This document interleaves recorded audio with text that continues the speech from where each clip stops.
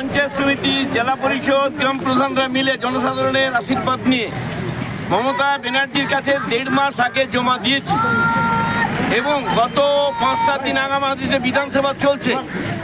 মানস রঞ্জন ভূঁইয়া দাদার সঙ্গে বসে বৈঠক করেছি এবং চিঠি চাপাটি যা দেওয়া দিয়েছি।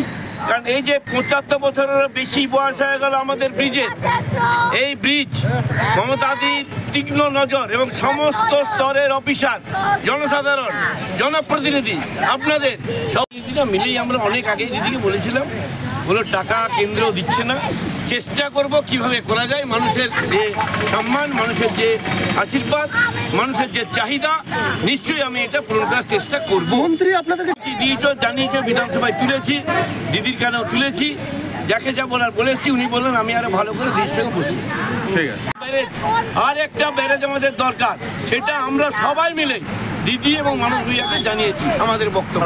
মন্ত্রী আজকে এলেন।